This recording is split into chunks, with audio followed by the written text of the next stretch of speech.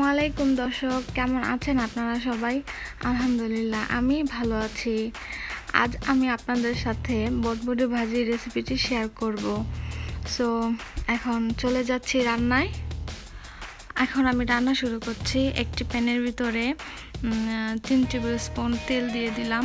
এরপর আমি দিয়ে দিচ্ছি সামান্য কালিজিরার ফ্লেভারটা আমার কাছে খুব ভালো লাগে, তাই এরপর আমি দিচ্ছি একটা ছোট্ট পেঁয়াজ কুচি করে দিয়ে দিলাম। এর মধ্যে পেঁয়াজটা হালকা ব্রাউনিশ কালার হবে। কিছুক্ষণ আমি এই পেঁয়াজটাকে ভাজবো, নেড়ে চেড়ে ভাজছি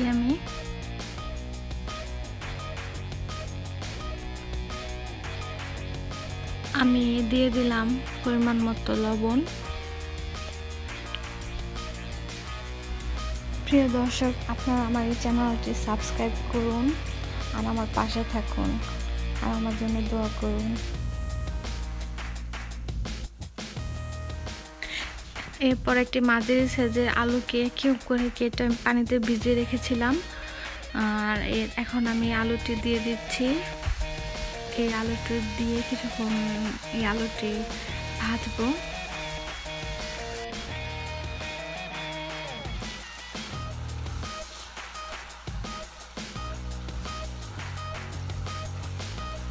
এরপর আমি এটি কভার করে কিছুক্ষণ রান্না করব।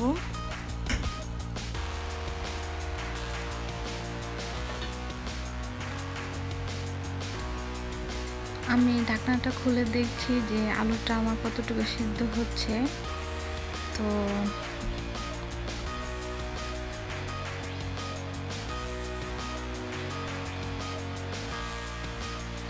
আমার আলু প্রায় সিদ্ধ হয়ে গেছে। এর মধ্যে আমি অ্যাড করব একটি গাজর, ছোট কিউব করে কেটে নিয়েছি।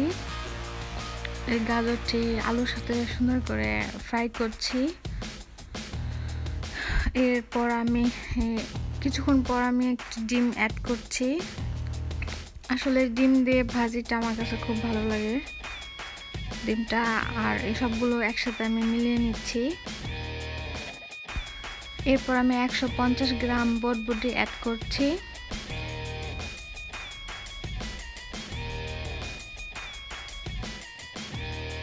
আমি খুব আলতো হাতে সবগুলোতে একসাথে মিক্স করে নিচ্ছি। কিছুক্ষণ ভাজার পর আমি অ্যাড করছি টমেটো আর কাঁচামরিচ সামান্য একটু কেটে দিছি মুখের কাছে, কারণ ফ্লেভারটা বের হলে ভালো লাগবে। এরপর আমি কিছুক্ষণ এগুলো সবগুলো একসাথে ভেজে নিচ্ছি। আবার আমি কভার করে দিব। কভার করে 3 থেকে 4 মিনিট রান্না করব।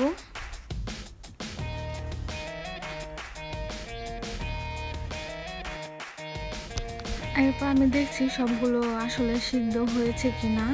সবগুলো আসলে আমার ভাজিটা পুরোপুরি হয়ে গেছে। এরপর পরিবেশনের পালা। ভাজিটা আমি নামিয়ে নিচ্ছি, এখন পরিবেশন করছি। এই তো আমার ভাজি হয়ে গেল। আসলে এই সবজির ভাজিটা খুব টেস্টি ছিল, খুব মজা হয়েছিল। ভিডিওটি দেখার জন্য অসংখ্য ধন্যবাদ। সবাই খুব ভালো থাকবেন।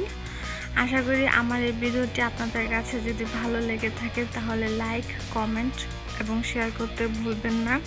সবাই অনেক অনেক ভালো থাকবেন, সুন্দর থাকবেন এবং সুস্থ থাকবেন। আর যথাসময়ে নামাজ আদায় করবেন। এখন রমজান মাস, সিয়াম পালন করা উচিত সবার, আর নিশ্চয়ই সবাই করেন। আর সবাই অনেক অনেক ভালো থাকবেন, সুস্থ থাকবেন এই কামনা আজ এখানে বিদায় নিচ্ছি। আল্লাহ হাফেজ।